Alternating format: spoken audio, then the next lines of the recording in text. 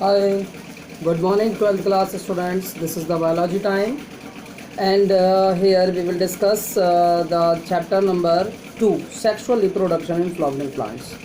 Okay, lesson number 2.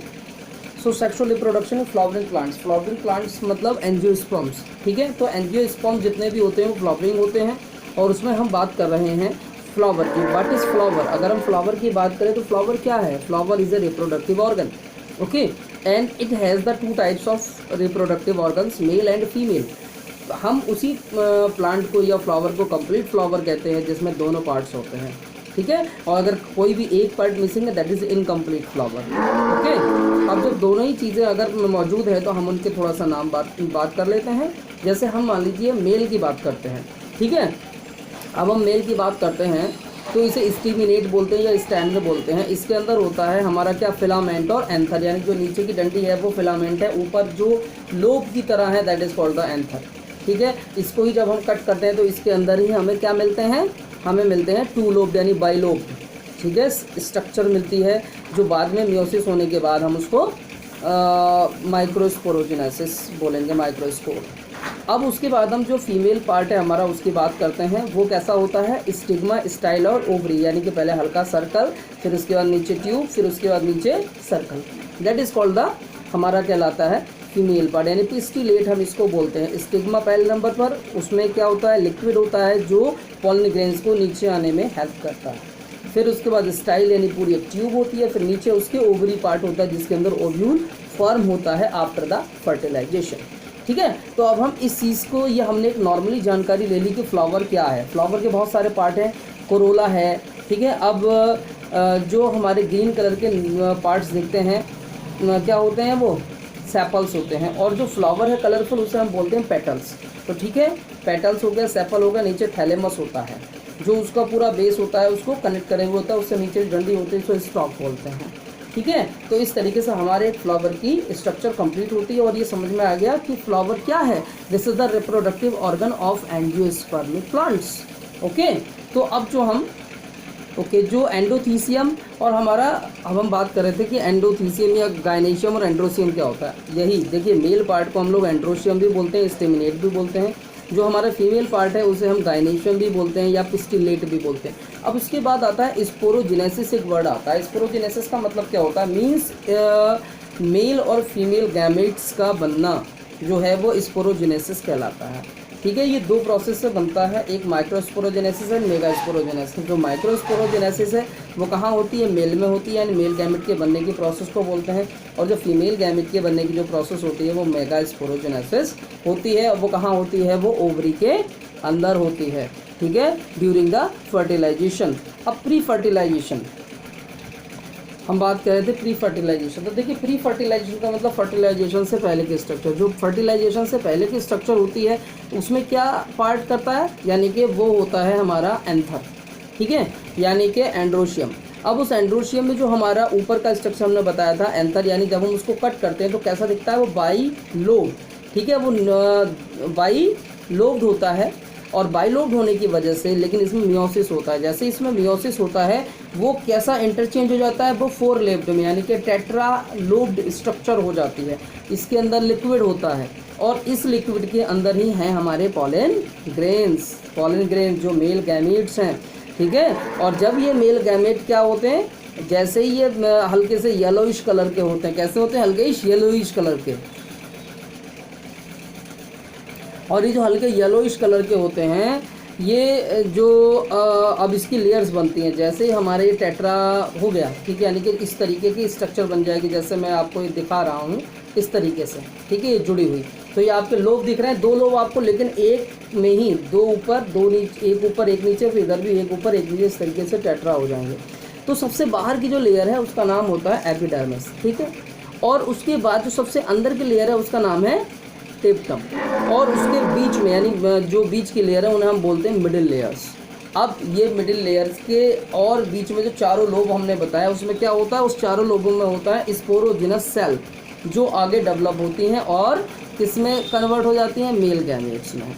ठीक है, तो अब ये टेप्टम क्या काम करती है? What is the function of the टेप्टम? ये टेप्टम जो है वो स्पोरोजिनस सेल को नरिश करती है, उसको हेल्प करती है, उसको प्रोटेक्ट करती है और क्या होता है, धीरे धीरे ये मियोसिस होता है इसमें, और मियोसिस की वजह से ये कैसी हो जाती है, टेट्रा सेल्स बनती हैं, यानी कि 1 से 2, 2 से 4, 4 से 8 इस तरीके की सेल्स ये बनती हैं। तो यानी कि हम 4 तक लेके आते हैं, लेकिन इनके अलग अलग क्या होते हैं, साइज़ होते हैं। कोई अमीबॉइड साइज़ में होता है, कोई ग्लैंडुलर साइज़ में भी।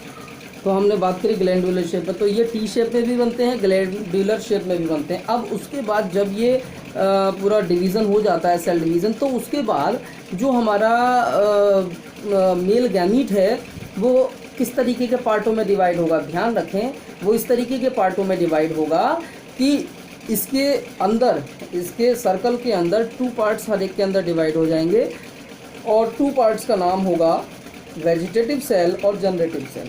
ठीक, अब एक जो बड़ा पार्ट होगा, यानी कि 2 पार्ट में डिवाइड होगा, जिसमें से एक छोटा होगा और एक बड़ा होगा।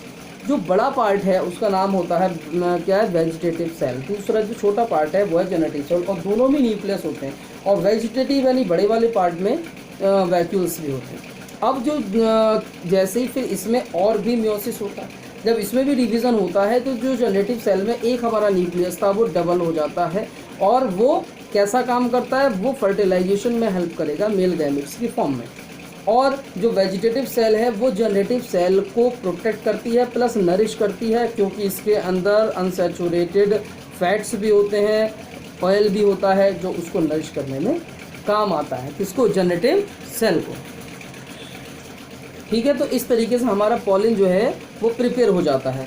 और जैसे, क्योंकि अब ये प्री फर्टिलाइजेशन की तैयारी की सारी, क्योंकि अब ये किसके अंदर हो रहा है, ये सारा ही मेल जो हमारा है, यानी कि जो एंथर है उसके अंदर ये सारी चीज़ें अभी कंप्लीट हुई हैं। अब इसी चैप्टर में हमारा एक वर्ड आता है कि भाई पॉलिन ग्रेन क्या है। देखिए, पॉलिन ग्रेन मैंने आपको बताया कि ये हमारा मेल गैमीट होता है, ये हल्का येलोइश कलर का होता है, ये कुछ और भी कलर्स में पाया जाता है। ठीक है, अब इसके दो इसकी लेयर्स होती हैं, एक बाहर की और एक अंदर की। जो अंदर की लेयर है उसका नाम है इंटाइन, जो बाहर की लेयर है उसका नाम है एक्साइन। और ये बहुत ही हार्ड होती है, जो बाहर की लेयर है एक्साइन जिसका नाम होता है, ये सुबेरिन और क्यूटिन की बनी होती है, और जो अंदर वाली है वो बनी होती है आपकी पैक्टिन से, ठीक है, और सेल्यूलोज की बनी होती है। ठीक है, तो ये हमारा पॉलन ग्रेन हो गया। अब उसके बाद एक और टॉपिक्स आते हैं कि भाई पॉलन प्रोडक्ट्स, इसमें एक टॉपिक है इस चैप्टर में आपके, अब क्योंकि मैं जो आपको पढ़ा रहा हूँ वो चैप्टर वाइज पढ़ा रहा हूँ, यानी कि चैप्टर में जो जो टॉपिक्स हैं उसके अकॉर्डिंग। देखिए, पॉलन प्रोडक्ट्स की बात कर रहे हैं। पॉलन प्रोडक्ट का मतलब क्या हो, यानी कि जो प्रोडक्ट्स पॉलन से बनाए जाएँ। यस, इंडिया में अभी इसका जो यूज़ है वो नॉर्मल है, बट जो विदेशों में यानी फॉरेन कंट्रीज़ में इसका यूज़ बहुत ज़्यादा किया जाता है पॉलन प्रोडक्ट्स का।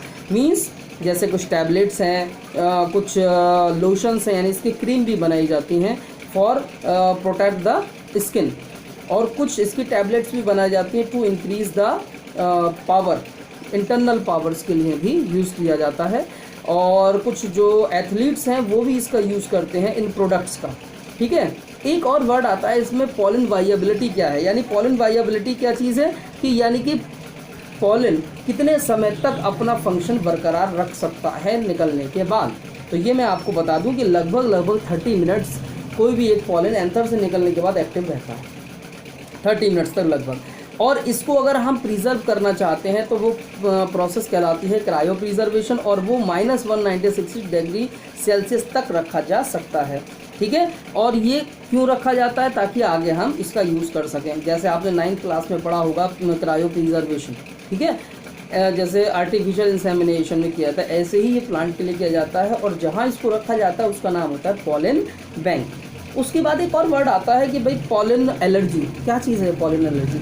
इट मीन्स कई तरीके के ऐसे प्लांट है, जैसे कैस्टर है, वीट है, ठीक है, और भी कई तरीके के प्लांट हैं जिनकी पॉलन्स में कुछ डिफरेंट टाइप की स्मेल्स होती हैं जो हमें हार्म कर जाती है। कई बार इसकी वजह से हमें हे फीवर हो जाता है, और कई बार जो है कफ या कुछ कोल्ड भी हो जाता है।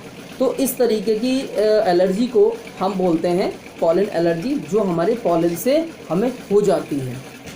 और अब उसके बाद जैसे कि हमने आपको बताया था कि जो हमारा पॉलन ग्रेन है वो जैसे ही बन जाता है, एंटाइन और एक्साइन जो उसकी इनर और आउटर लेयर है, उसके थोड़ी थोड़ी दूरी पर हल्के हल्के पोर्स होते हैं जिसका नाम होता है जर्म पोर्स। और यहीं किसी एक जर्म पोर्स से ये ध्यान रखेंगे कि जो हमारा